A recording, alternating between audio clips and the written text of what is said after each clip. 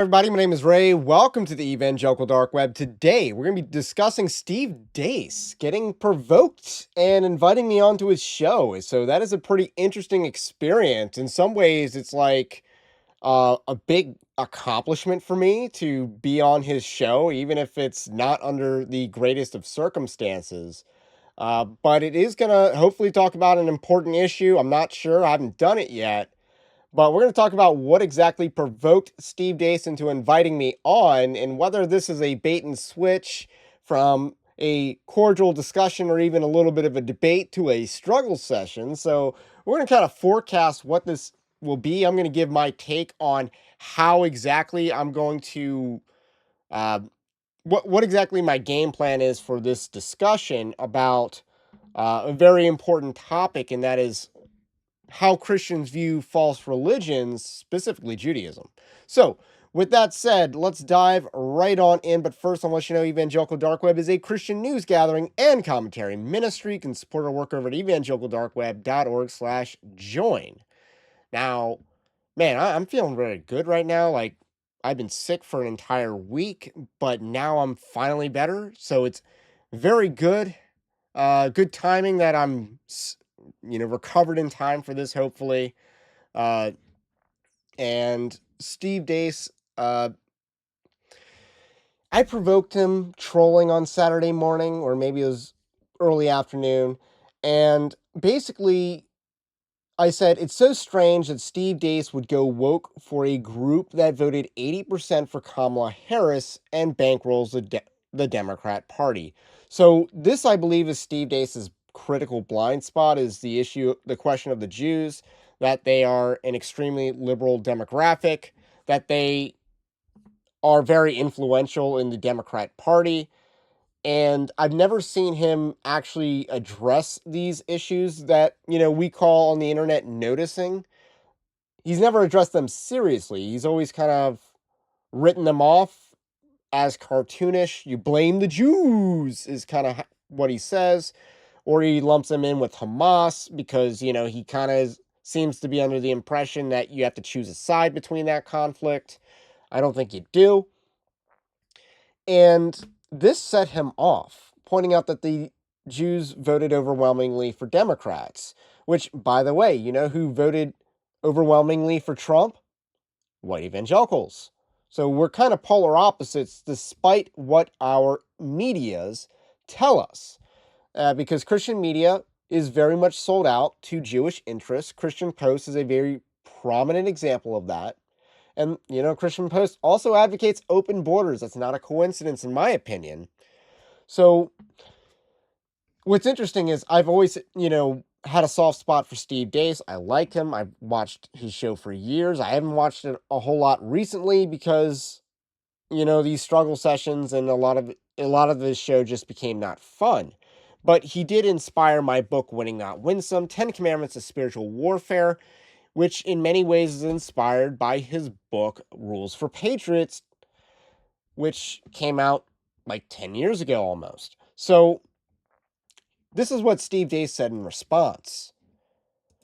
That's the difference between me and you. I don't see truth via groups or group association, which is a literal form of idolatry. By your standard, we should support open racism against blacks since they voted for Democrats by even higher numbers than Jews. So I actually want to stop right there because let's kind of piecemeal this.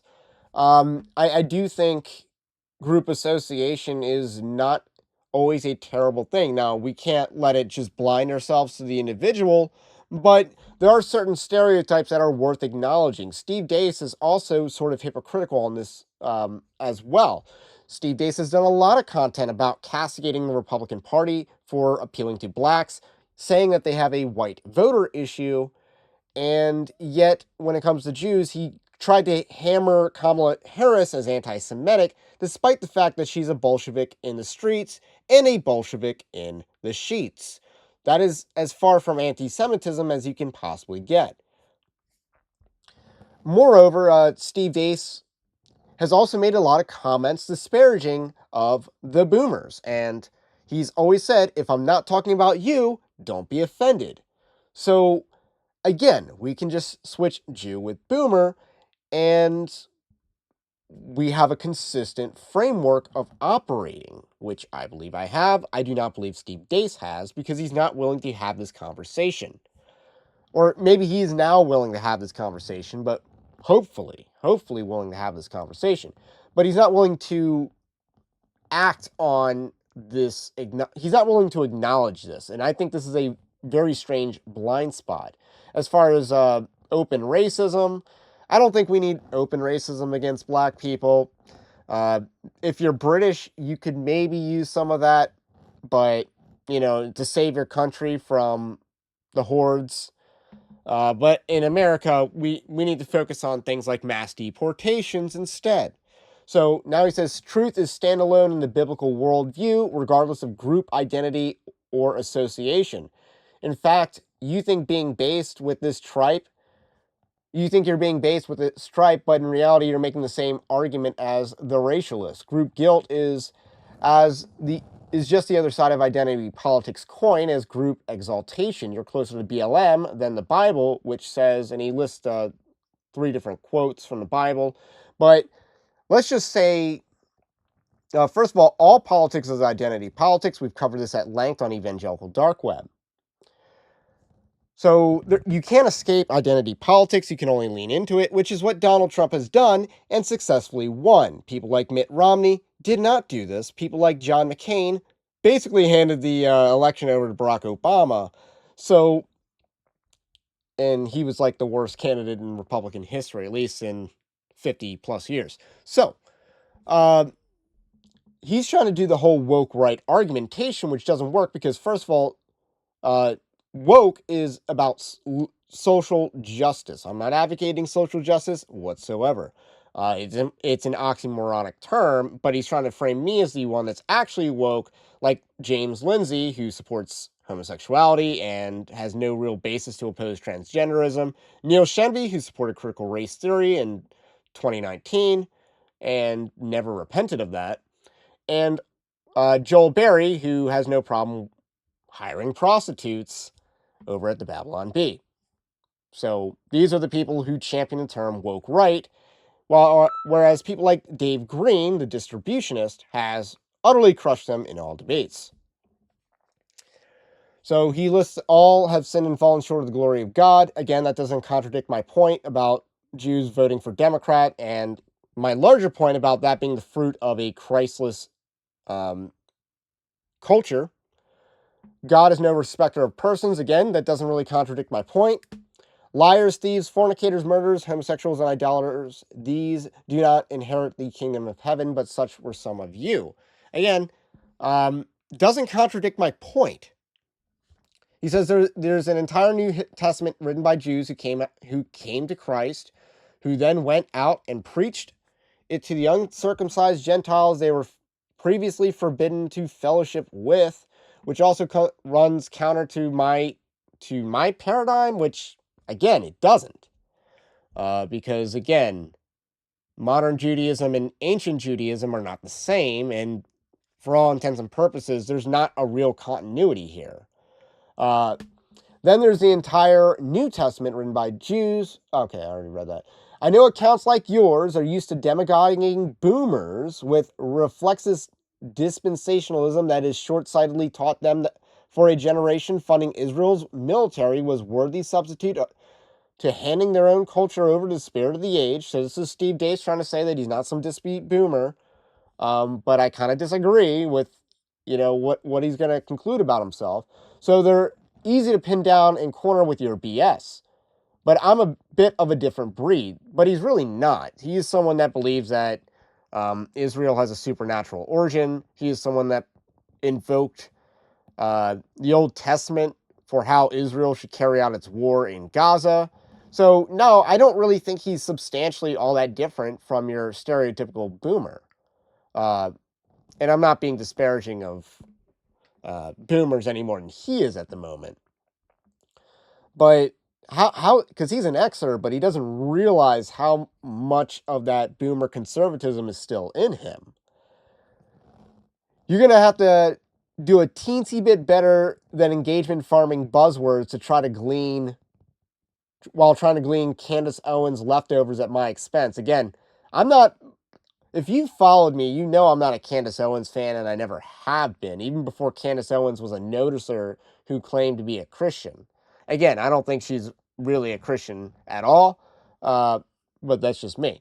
In fact, he continues, come out of the dark web, shall we, and into the light. We should have you on the show, and where you can educate me and my audience on how a Zionist Jewish cabal secretly controls the world, despite the fact they couldn't even get themselves their own country for 1800 years. Why don't you base truth tellers start coming on shows that know which questions to ask? So that's pretty interesting, because I would mostly plan on asking questions myself. But first of all, the 1800 years thing is a myth. The Khazars were a Jewish empire that existed in the Caucasus Mountains region, and also sort of in the modern day Ukraine region as well. So if you want to know why Ukraine has a significant Jewish population and now a Jewish president, dictator figure, there's some not quite ancient, early medieval history that you can look back to. I believe there's also a Jewish nation in Yemen at one point in time. And then a little bit more controversial, but the Soviet Union, to some degree, has to count, because the Bolshevik Party was in large part run by Jews. So what he just said was pretty incorrect. Let's see. He says Todd Erzin will happily follow up, and we'll give you the full hour to drop some knowledge on a platform way bigger than your X account.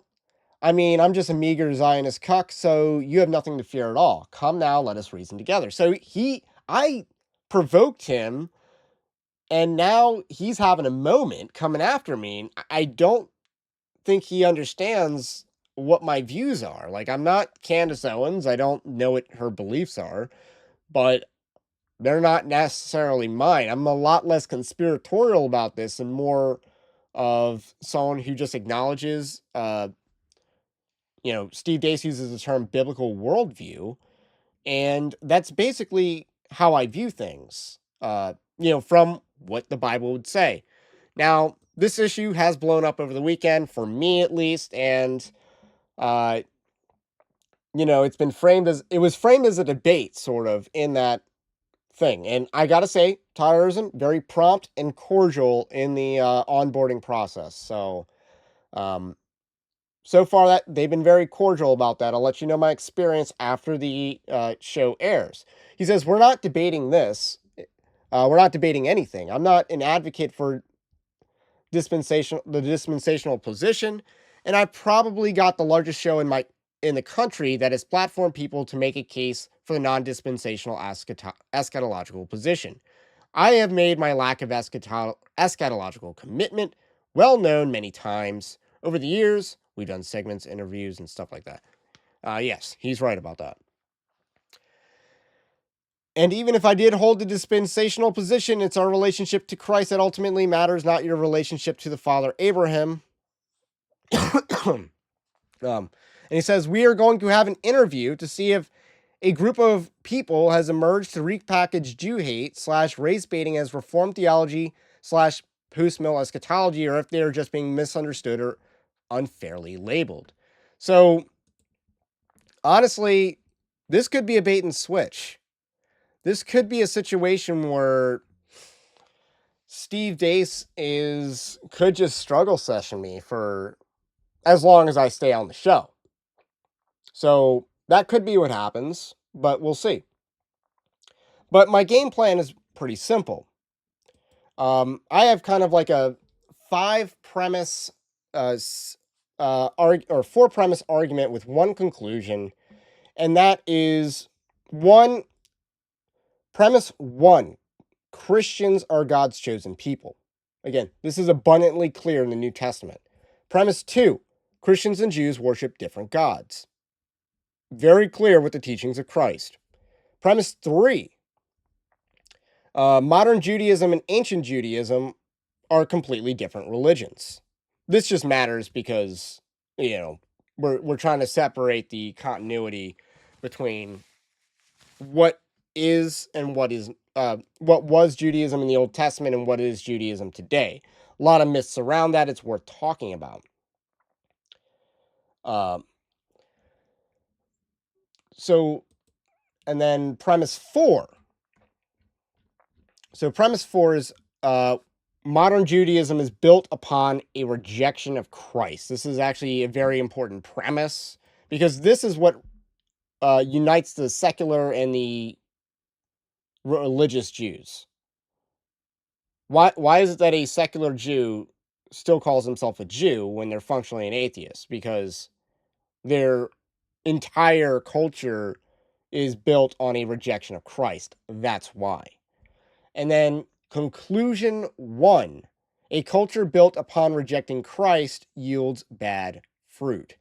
There's not a cabal. There's not any of these secret societies, in my opinion. There's just simply bad fruit yielded by a culture that rejects Christ. This is really very basics that Christians can accept, and there's no reason that Christians should not be able to acknowledge this. So that's solution 1.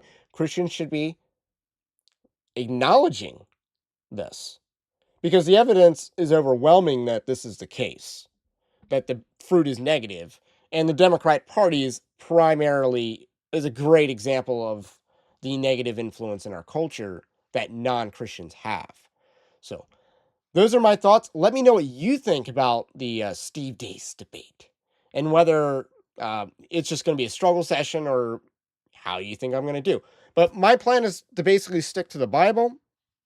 Don't need to venture out. Don't need to spurg. I'm not really a spurg anyway. Don't need to talk about history all that much because Steve Deace doesn't know history. Uh, so, but we can just talk about what the Bible says about people who do not accept Christ, about false religions. So that's my game plan. Let me know what you think about what I think. Stay based, Christ is king, and we will catch you on the next one.